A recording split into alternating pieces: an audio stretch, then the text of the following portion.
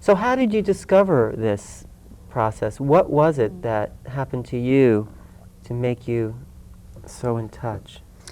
One day, I was clear enough to receive a glimpse that everything was radically backward. It was 180 degrees. Because what you wanted was different than what was.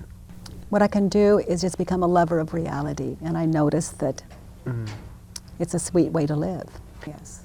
So one day you had a glimpse that what you wanted things to be was not the way they were. That everything was radically 180 degree and opposite of what I thought it was for 43 years. Was an opposite. And then I could see that all kinds of wants and desires arising. Like, I want to step outside. And I noticed that it wasn't really true. You wanted to step outside. It's just an example of a want. You wanted to go outside. Yes, and we can use the noise again. I want the people to stop. Okay, and then the second question is, well, the first one is it true? Is it true that? It's like playing back with myself, and it's I'm not a very effective of that. Was there something that happened to you that had you glimpse this understanding? Do you want to just go? I know it's a story and it doesn't matter. It's a story. I was lying on a floor, and I became aware that something was crawling across my foot, crawling over my foot. I opened my eyes. I was in a sleep on a floor. I opened my eyes and looked down and saw a cockroach walking over my foot. And I noticed there was no story around it. It was even later that I called it a cockroach. There was just no story. And I could see. There was just no story about what was going on. Because you just accepted at that point everything the way it was. So there was a cockroach crawling over your foot. But it was just a moment that I wasn't holding a belief system that would interfere with what really is.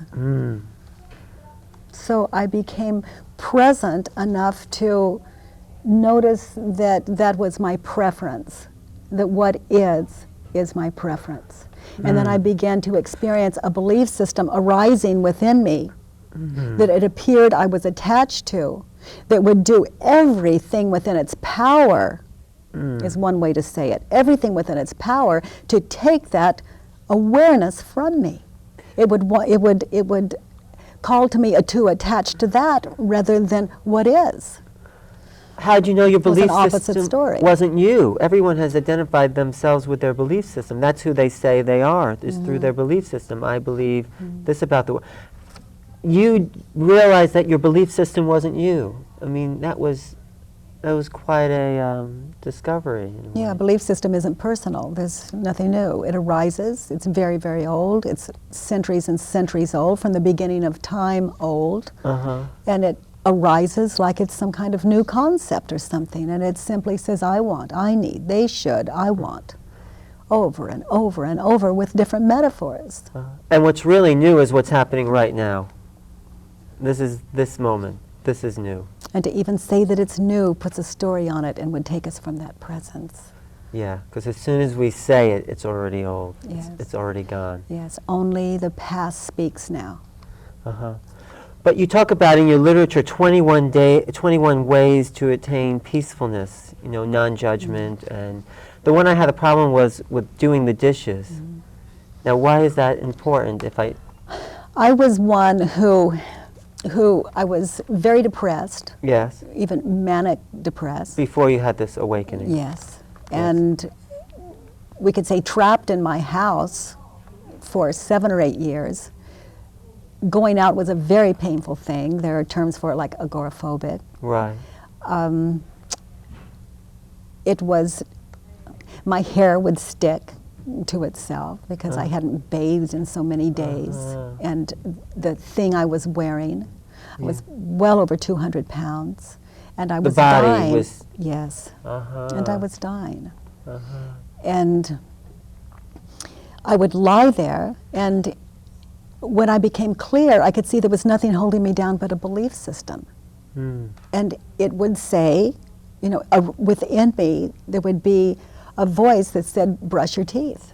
Right. And inside of me, rather than just doing it, the wall that kept me from doing it was a system that said, what for? That's what I got. What for? What for? Yeah. For what purpose? You know, Right. it's hopeless anyway. Right. Well, It's no one cares, and this life is too painful anyway. mm, So I was very involved with suicide, mm, suicidal thoughts, right. and very unhappy that I was still alive. Uh-huh. And so when I experienced this clarity, it would arise, brush your teeth, Uh-huh. and I would just do it, and I notice the effect of a quiet mind.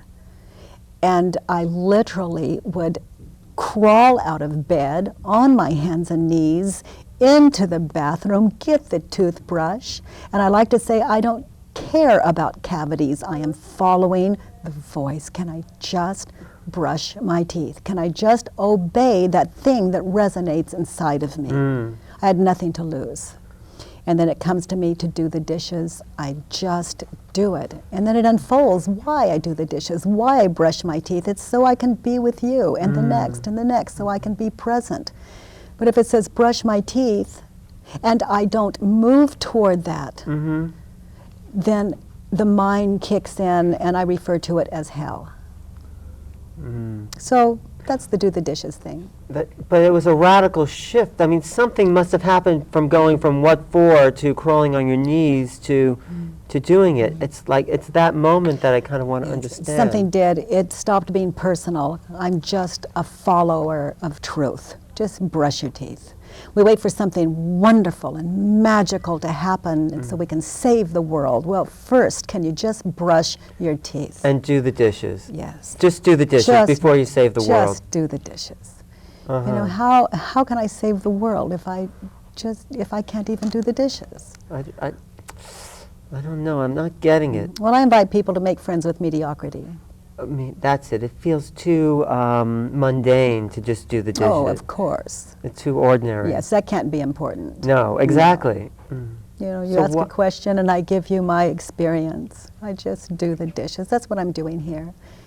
You know, you invite me. I'm very clear. I'm to say yes. I'm to be here. Mm. You know, it's I'm doing the dishes. So This it's- is not my business. This is not your business. Yes. What do you mean? Sitting here with you. I'm following the voice. And the voice was yours. Whether it's inside or outside, it's the same. To me, internal, external, there isn't any. So you say, would you come sit with me a while? And I say, yes. Mm. I'm doing the dishes. So it's like that. It's like that. Everything, one thing is not more important than anything else. No, no, sweetheart, not ever. Not ever. This is it. Mm. That's good. It's my only caring. Mm. What's right in front of you in a way. Yes. Yes. So you don't have a past or future? No. No, I have no future. You have no future? I have no future. I would prefer this. than the future. Yes.